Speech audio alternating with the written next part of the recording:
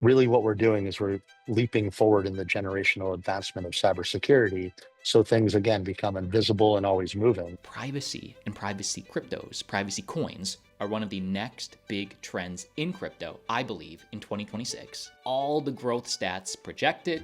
Investing experts that we've had on the channel confirm it. I happen to think that the privacy narrative will be a big one in 2026. Even industry experts like Ethereum co-founder Vitalik Buterin signal privacy on Ethereum is the next big trend. But not all privacy protocols are created equal.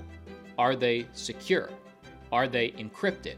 Are they truly quantum ready? In today's video, we have partnered with Enigma protocol, providing invisible security and absolute sovereignty. So I can share with you why they're different among crypto private protocols. And while I think it's really the team and the tech that differentiates them, we'll talk about that, I sat down with their chief architect, Harris, to explain exactly what Enigma is. Enigma protocol is a security layer that differentiates itself from what is traditionally out there around the actual transactions themselves.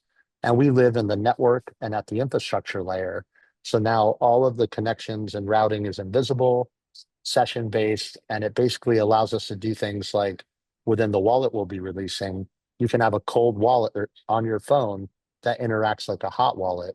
And when that wallet goes to connect to make a transaction, the virtual area to where it's in is not routable or traceable from the outside world.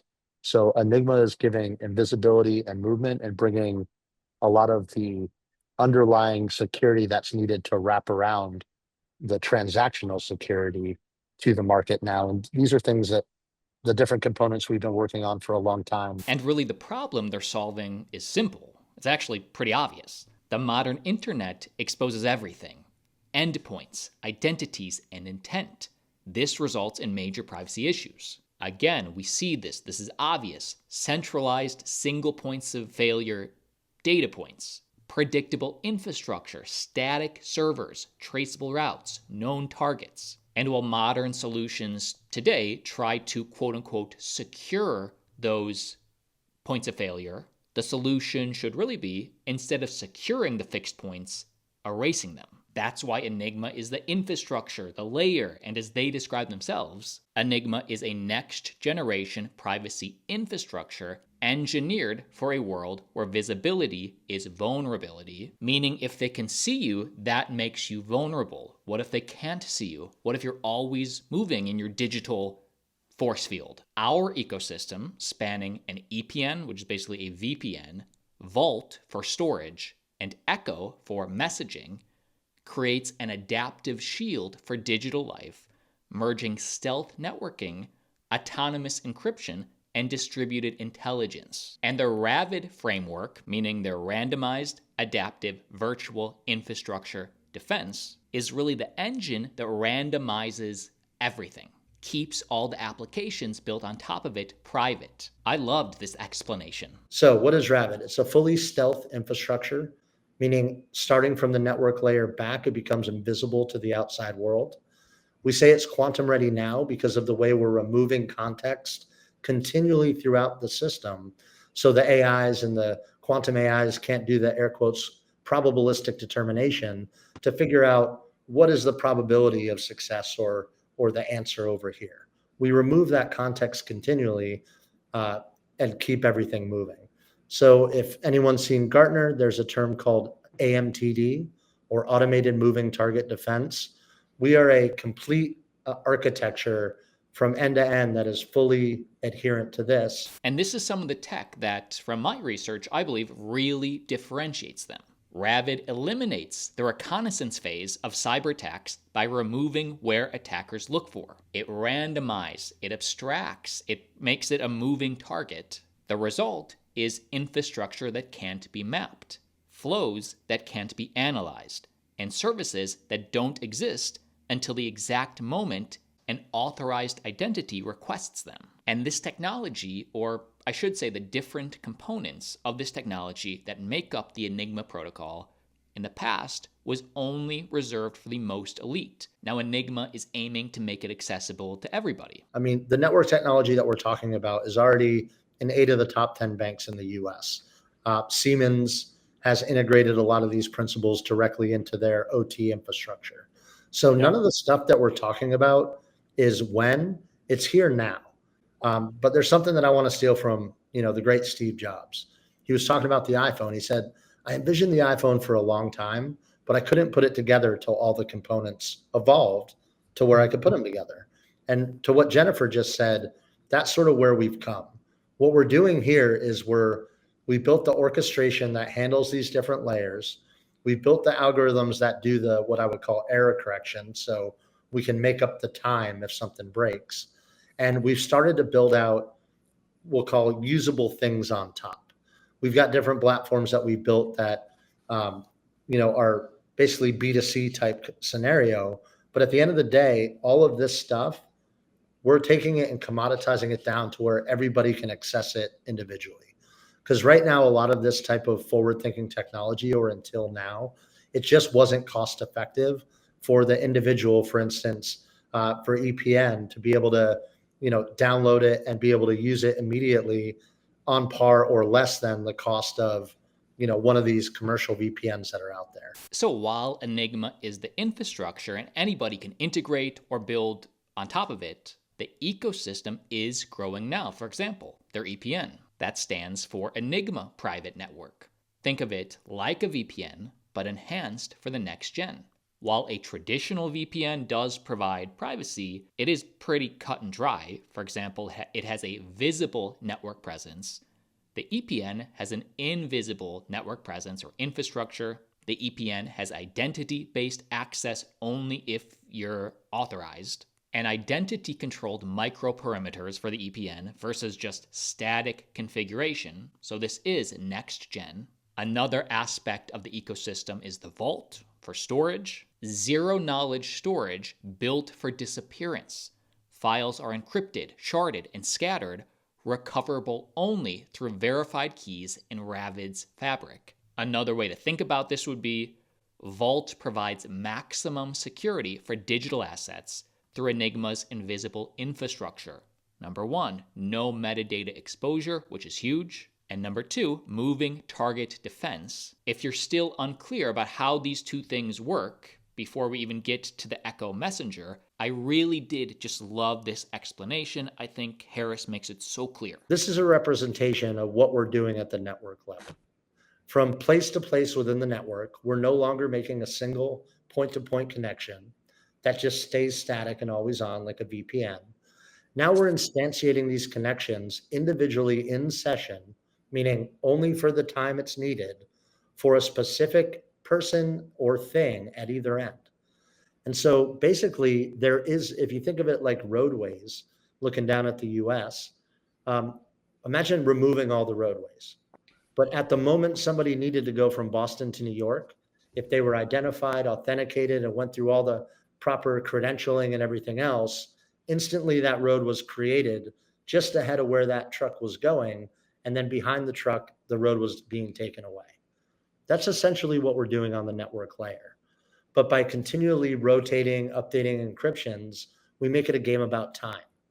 So whereas everybody else is saying, hey, we're going to build a bigger wall, we're saying, go ahead, keep building the walls. But imagine if we could move around where those walls are regularly and have them only using a certain path or being in a certain place for an amount of time that's too short for the enemy to be able to identify, break through all the defenses, and attack.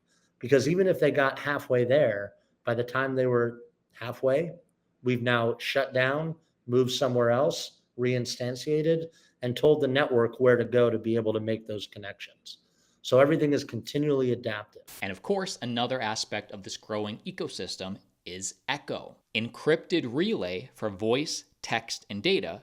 Routes randomize on every send, erasing metadata and leaving no persistent trace. Another big differentiator is Enigma's team. We're very lucky to have a very, very senior team that started this at the foundation. And man, I can't wait to share in the next week some of the big names at the literally the highest levels of both the public and private sector joining the project. They're primarily US based, they're all public. I think there's a lot of credibility here. Enigma's founding team combines private sector experience with deep public sector credentials, including privacy and security specializations spanning from the U.S. Marines and close advisory roles at the White House. All their LinkedIns are listed. For example, we have Marcus Crockett, the CEO and co-founder. His core competency is cybersecurity and enterprise software. We also have my new friend Harris Nussbaum, who's the chief architect and co-founder. He started in the United States Marine Corps as a cryptologist. I started my journey about 30 years ago when I was 17, and I went into the Marine Corps as a cryptologist. And in that route, I got to do a lot of things from, electronic warfare and all the things that you associate with signals intelligence through the psychological warfare and things of that nature. And of course, just to name a third, Jennifer Rayford. If you go and look at Jennifer Radford, who's on the team, who's one of the core 3 members that are leading the day-to-day operations with myself and Marcus, they call her the Olivia Pope of cyber. She's an absolute beast. She's been at the top level of a lot of organizations in the cyber security and the policy side as well. Previously, she served as a deputy CISO at a publicly traded enterprise IT services company with about $300 million market capitalization, where she oversaw global information security, privacy, trust, and government affairs functions. Of course, this is all powered by the ENX token. Right now it's on Ethereum, although I think it's going to be multi-chain. There's 3-tiered access across all of the Enigma products, revenue distribution flywheel, as well as DAO governance. And just to be totally candid with you, and I say this all the time on the channel, investing in cryptocurrency is incredibly risky. I have no clue what will happen with any asset tomorrow, let alone a month from now. Never invest more than you're willing to lose. That's obvious. Do your own research. That's obvious. But with their go-to-market strategy execution positioned for both Web 2 and Web 3. What's your go-to-market strategy? Like, how will the infrastructure be used? It will be used in a way that integrates with existing platforms. So if you look at some of the big players on the market, like a Zscaler, which your people can go look up. These are things I like. They're not just going after the crypto world. Privacy is needed by all worlds. And in Web 2, Zscaler operates at around a 40 billion market capitalization, but they're much harder to use. They don't offer everything that Enigma even offers. Enigma offers more, yet Zscaler is so big. I think they do a good job. They're a great product, but they require a total lift and shift of your organization and architecture into their environment. Our solution actually integrates to whichever environment you have and is agnostic to whichever cloud or network provider and things like that. So our go-to-market is really a Web 2/Web 3 strategy. We've already announced some partnership with Free, really cool project that's in the Web 3 space by the guy who did the first contactless card payment in Europe years ago. His vision was to build a payment network owned by the people that ran outside of the rails of Visa and MasterCard. So in his normal practice of business, on top of that, in his Web 2 business, he delivers terminals to restaurants all around Europe. And through that, we have access to about 52 million terminals worldwide that we're going to go and start to try to protect here in the coming weeks. And really, that's what we want to do, is we want to focus on kind of where the human interaction is between the Web 2, Web 3 space. Of course, there's always more we could get into. There's always so much more to get into. Today's video is just a jumping off point. But what differentiates Enigma is its structure and positioning. There was no seed, private, or public token sale, and yet the project is backed by a leadership and advisory board with exceptional credentials. Actually, more very notable people on their advisory board will be announced in the coming weeks, so check out their Twitter for the latest updates. But in my view, according to this X thread, this positions Enigma as a blue chip privacy project on Ethereum. As Ethereum searches for a cycle-defining powerhouse, my conviction is firmly aligned with Enigma. Comment down below if you'd like to see a follow-up or a further deep dive on Enigma about 2 to 3 months from now. And like always, see you tomorrow.